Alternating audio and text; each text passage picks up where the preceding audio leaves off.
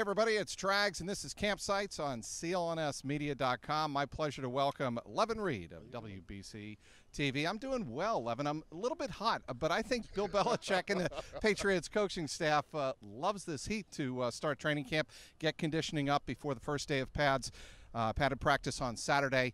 Malcolm Mitchell. We saw Malcolm Mitchell and Brandon Bolden both in their jerseys to start practice here on Friday. A bit of a surprise. It was more of a surprise because you saw Malcolm Mitchell. We heard the rumors about his knee, maybe being traded, maybe surgery, and he's out here running and doing sprints with the guys. Even though it was light, but he's still stretching with the guys. He left as the practice started to go to the lower fields, but Brandon Bolden, as you mentioned, stayed out through the whole practice and got some of it done. You have to wonder what's going on with Malcolm Mitchell because you've heard they've tried to get rid of him. They're trying to get him better. His knee's not right, and at the same time, they kind of put him on display to say, you know what, maybe he's closer than what you guys think he is or what's being reported, and we're still trying to get rid of him, but you need to see him. Right. We can't get rid of damaged goods. As a good friend of mine, Chris Price, used to say about Foxborough, nothing on that ever happens at Gillette Stadium or in Foxborough happens by accident. No, that was a reason. I mean, they put him out here in the front where we're shooting, so it was like he's at the 10-yard line. You can see him. He was very visible. There were times where he was running by himself, and you were like, okay, maybe is he closer than what's being reported, or is he, are they just putting him out there so other teams can get a chance to see that they can work with him? When he can play, he's been a productive player, but he hasn't been able to play in over a year now. So it's one of those things where, are they going to punt because they have enough wide receivers around and they have guys who can fill in the spot, and he's kind of way behind the 8 ball, and they've got to try and move him? If they're trying to do that, they've got to kind of put him on showcase. Okay, good day, I thought, for the receivers, not so much for Tom Brady in drills. Chris Hogan had a touchdown reception.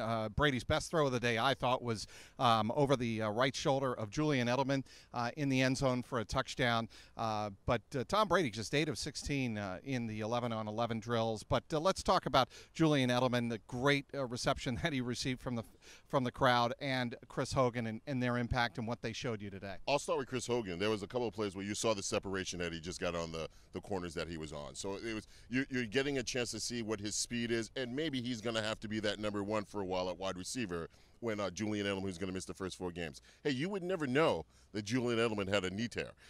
You would not. You would never know that he was cutting in and out. He was cutting in and out, no brace, and he literally is smoking guys in the corner. You talk about that over-shoulder wheel route, and I was like, man.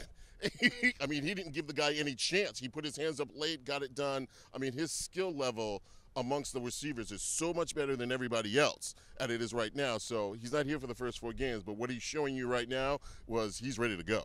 All right, and the defensive backs, the secondary, a lot of focus on who's going to replace Malcolm Butler. And Jason McCourty had a pick of Tom Brady here on Friday morning. And also Stephon Gilmore had a pass batted away of Tom Brady's. What were your thoughts there? Stephon Gilmore's the number one. Let's just figure that one out, and then you work from there. Jason McCourty's playing well, but, I mean, I think they like Eric Rowe to do their thing. I'll say this. It's going to be hard to figure out who's the number 2, only because of the teams that they're going to play probably have more than one wide receiver that they're going to roll out there. So they're going to roll out in situation. But you do know Stephon's number 1. You would hope that Jason McCourty comes in and he takes that number 2 spot, and then they can move Rowe to whatever they need Rowe to fill in the holes. Right now, Jason McCourty's playing well. And when you get a chance to talk to him, he says, all I really have to do is listen to my brother. He says it jokingly, and then he mentions that Devin talks too much. But at the same time, he seems to be catching on. And one of the things that you get when you get Jason McCourty is you get a veteran. So he's not coming in kind of bright-eyed and bushy-tailed and not knowing what to do. He understands what he has to do to kind of make it work for this team. All right, that is Campsites for Day 2 of 2018 Patriots Training Camp. Be sure to follow us on CLNSmedia.com and follow us on Twitter at PatriotsCLNS. He is Levan Reid. I'm Mike Petraglia outside Gillette Stadium, CLNS Media.